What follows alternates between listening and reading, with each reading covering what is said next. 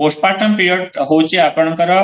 Delivery हेबार 6 सप्ताह पर्यंत माने जेतेबेले आपन छुआटा डेलीवरी हैला सेतेबेले आपनकर बॉडी रे जो जो चेंजेस माने हिथिला फॉर एग्जांपल आपनकर बॉडी जेमति आपनकर पेट बॉडी हेतिला पेरिनियन मसल से जो चेंजेस हेतिला जहाँ जहाँ भी सब चेंजेस हेतिला ताकू पुणी जो पेल्विक ऑर्गन जहाँ चेंजेस हेतिला ताकू पुणी आग भलिया हबा पई प्रायतः 6 सप्ताह बा 1.5 मास लागि थाए तो ए पीरियड आमे पोस्टमार्टम पीरियड हिसाब से नै थो पोस्टमार्टम केयर गोटे बहुत इंपोर्टेंट जिनस आफ्टर डेलीवरी कहीं ना बहुत टाइम रे आफ्टर डेलीवरी कौन कौन से माने प्रिकॉशन नेबे कौन करिवे न करिवे सेटा बहुत मैटर करथाय तो पोस्टमार्टम केयर हमको तीनटा जिनस हमको देखिया पड़िबा तांको फिजिकली सपोर्ट करिया पड़िबा मेंटली सपोर्ट करिया पड़िबा आ ताठू बड़ जिनस होची आपन इमोशनली सपोर्ट करिया पड़िबा कहीं ना से गोटे ट्रांजिशन रे जाउछन गोटे झियो जते गोटे मां होची सेटा गोटे ट्रांजिशन तो सेही टाइम रे आपनकर सपोर्ट समस्तंकर दरकार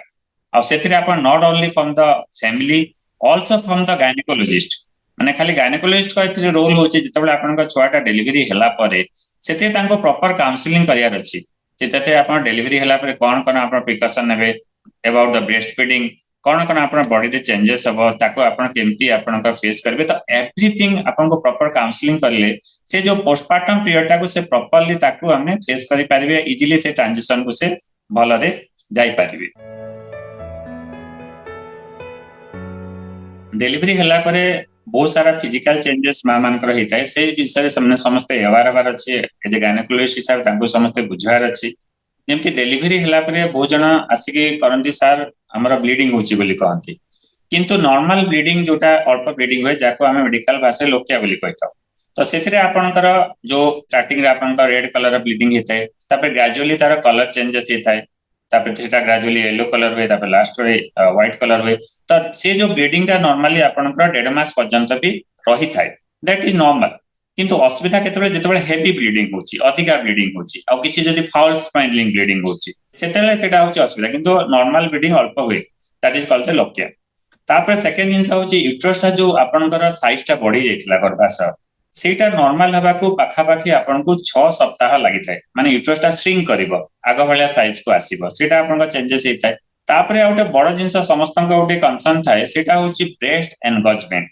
माने जेतेबेले आपन को ब्रेस्ट मिल्क प्रोडक्शन होची से केसेस रे आपन को ब्रेस्ट टी एनगेजमेंट हेताय ता सहित आपन को भोजन का मो देखि छि तांको टिके टायर्डनेस हुए बहुत जगह तांको उटे बॉडी रे एक हुए ता माने मन टे देह बथा हो से सब आपन कर टिके रही थाय ता सहित वुंड केयर बहुत इंपोर्टेंट आपन का जदी मन कर नॉर्मल डिलीवरी हेची तो समान को उटे इपिसियोटोमी सूचर दिया हेते माने आपन कर से इपिसियोटोमी सूचरटा ठीक से हील करूची कि नहीं किछि पेन होची कि से जगह किछि स्वेलिंग होची कि नहीं किछि हेमाटोमा होची कि तो से जिंस हम सब देखिया पड़ता है जदी सिजेरियन माध्यम रे जदी डिलीवरी हेतांती से केसेस से जब सिजेरियन स्कार्टा ठीक से आपन कर हील होची कि नहीं सुकुची कि नहीं किछि इन्फेक्शन होची किछि पोस्ट डिस्चार्ज होची तो सब जिंस हमको देखिया पड़िबा तो दीटा तो समस्त फिजिकल चेंजेस जोटा होईची हम सेटा सब हमको देखिबा को पड़िथाय पोस्टमार्टम कॉम्प्लिकेशन समस्त बहुत कंसर्न हबार अछि काहे कि ना एटा गोटे इंपोर्टेंट जिंस आपन न जानले आपन इमीडिएटली गायनेकोलॉजिस्ट को केयर नै पारिबे नाही जदि आपनकर ब्लीडिंग ता नो डाउट समस्त को नॉर्मल ब्लीडिंग हुए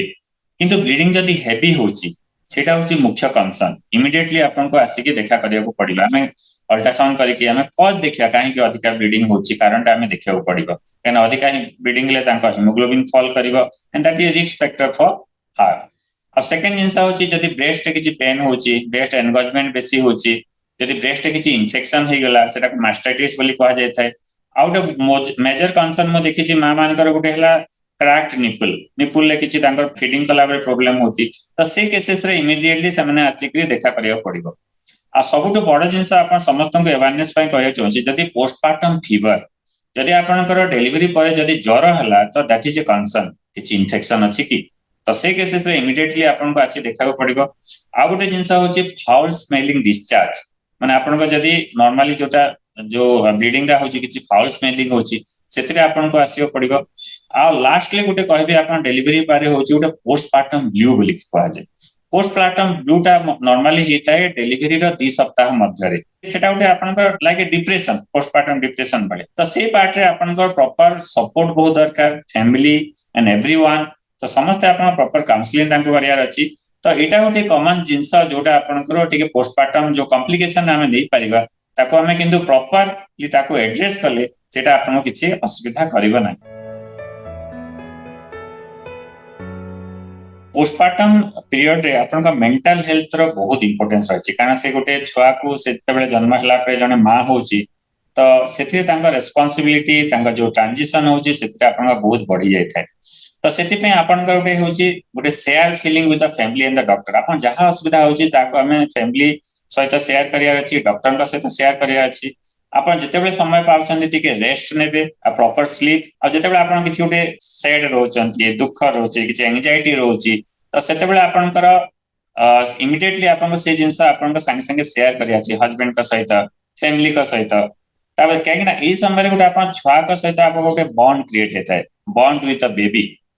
कहीं ना आ गोटे जिंस जोटा होछि सेटा होछि पोस्टमार्टम ब्लू, जोटा पोस्टमार्टम डिप्रेशन। तो से पोस्टमार्टम ब्लू आ डिप्रेशन को किंतु एटा ट्रीटेबल कंडीशन किंतु आपन प्रॉपर्ली संगे संगे आपन को जणेबार अछि। आ ताठो इंपोर्टेंट जिंस होछि आपन को डाइट, खाद्य केना गोटे बैलेंस डाइट बहुत मैटर करता है। आपन जदि गोटे भलो माने सफिशिएंट आपन जदि मिल्क प्रोडक्शन पाई सेथिरे आपन को डाइट सबले मैटर करता है। तो बैलेंस डाइट होछि सेते बहुत इंपोर्टेंट। पोस्टमार्टम पीरियड आपण समस्त को गोटे इंपोर्टेंट डाइट जतबे होछि that should be balance diet. इथरे आपनकर आयरन रहिबार अछि, कैल्शियम रहिबार अछि, प्रोटीन रहिबार अछि आ सफिशिएंट हाइड्रेशन मेंटेन करियार अछि। मते सबले पचान सर हमें केते पानी पियार अछि। आपण नॉर्मली गोटे दिन रे जतबे पोस्टमार्टम पीरियड 3 लीटर रु 3.5 लीटर आपनकर पानी पी पारिबे। तो प्रॉपर हाइड्रेशन बहुत मेंटेन करियार अछि। कारण म देखि जे आपण जदि पानी कम पीले आपनकर मिल्क प्रोडक्शन ता कमी जाय। तो सेथिरे आपण सफिशिएंट पानी पीबे एंड बहुत जगह आपन को म देखि छी आपन का जतबे किछि अदर न्यूट्रिशन आपन जदि भले न नउचंदी से केसेस रे आपन का परे एनीमिया हबर रिस्क थाए। कारण सेथिरे आपन आयरन रिच फूड खायार अछि, कैल्शियम रिच फूड खायार अछि, सेटा आपनकर बहुत हेल्पफुल हिताए। पोस्टमार्टम पीरियड आफ्टर डिलीवरी किछि दिन परे से नॉर्मल लाइट वॉकिंग करि पारिबे, चलाबला करि पारिबे किंतु से किछि स्टेनस बा विगरस एक्सरसाइज करि पारिबे ना। किंतु जतबेले प्रेगनेंसी आपनकर जते postpartum period more than 6 weeks हे गला माने 1.5 मास हे गला आफ्टर डॉक्टर अप्रूवल से तापरे माने विगरस एक्सरसाइज से माने किछि करि पारिबे। किंतु एई समय रे मो गोटे बड़ जिंस जोटा आपन समस्त जानिया पई कहूची पोस्टमार्टम रिहैबिलिटेशन। कारण जतबेले गोटे डिलीवरी हला परे आपन पेल्विक मसल्स ता बहुत वीक हे जाय थाए, दुर्बल हे जाय थाए। तो सेतेबेले जतबेले पेल्विक मसल ता वीक हे जाय सेतेबेले बहुत जनकर बहुत सारा सी रिलेटेड रोग माने देखा जाय। जेमति गोटे छोटे एग्जांपल आपन दोउची गोटे आपनकर एसयूआई बोली गोटे कोआ जाय, स्ट्रेस यूरिनरी इनकॉन्टिनेंस। तार मीनिंग हो जे आपन जस्ट कथा होतबे कि केतेबेले टिके हसी देबे जोरे कि टिके अल्प ओजन टिके बही देबे सेतेबेले कोन होबा आपनकर परिस्राटा लीकेज हे जिवो, बाहरी जिवो हठात के विदाउट योर निज जान नथे बाहरी जिवो। तो सेटा को इनकॉन्टिनेंस बोली के कोआ जाय। तो सेटा नॉर्मली आफ्टर डिलीवरी हला परे मां मानकर ही थाए। समान को रेकमेंड करथा गोटे कीगेल एक्सरसाइज करिया पई। ता सहित गोटे फर्स्ट टाइम गोटे नवा जिंस कोची गोटे कीगेल चेयर बोली के अछि। बहुत जन जदि प्रॉपर्ली कीगेल एक्सरसाइज निजे करि न पारले गोटे चेयर रे बसिले सेते आपन से चेयर रे गोटे इलेक्ट्रोमैग्नेटिक तार अछि से इफेक्ट रे से जो आपन पेरिनियल मसल को प्रॉपर कंट्रैक्शन रिलैक्सेशन करिवो जो थरे आपन से एक्सरसाइज ता से करिवो। खाली आपन आधा घंटा चेयर रे बसिवार अछि जो थरे आपन तांकर टिके पेल्विक मसल टिके स्ट्रेंथनिंग हिताय। तो सेथरे आपन जोटा आपन जो सब चेंजेस तांकर बॉडी रे हितिला पेल्विक मसल जोटा लैक्स से हितिला ताकू में रिकवरी करिया रे सहायता करथाय। ता सहित आपन जेतु पेटोटा टिके बडा हिताय से केसे आपन एब्डोमिनल मसल्स माने भी टिके लैक्स से हिताय। ताको आपन स्ट्रेंथन करिया पई केतेटा आपन एब्डोमिनल मसल्स एक्सरसाइज करि पारिबे। किंतु ए जिंस माने होची अंडर सुपरविजन। किंतु इनिशियली आपन पोस्ट डिलीवरी खाली नॉर्मल लाइट वॉकिंग और 1.5 मास परे आपन नॉर्मली टिके स्टेनस वॉक आपन डॉक्टर का परामर्श सहित आपन करि पारिबे। सिजेरियन सेक्शन हला परे आपन का रिकवरी पई हमें बहुत जिंस देखियो पड़ते। प्रथम जिंस हला आपन जो सिजेरियन स्कार होची ताको हमें क्लीन रखियो पड़िबो एंड देखि ड्राई रखियो पड़िबो जेंति हीलिंग दा प्रॉपर्ली हेबो। तेना सिजेरियन स्कार हील करिया पई पाखा पाखी 7 दिन लागि थाए, केते दिन 10 दिन भी लागि थाए। तापर हमें स्टिच ता रिमूवल करता है। तो आपन जो सिजेरियन देता है मे बी 2 टाइप रा हमर डिफरेंट टाइप ऑफ स्टिचेस जोटा अछि जोटा आपन सबक्यूटेनियस दिया जाय जोटा आपन को बाहर करियो पड़ना थाए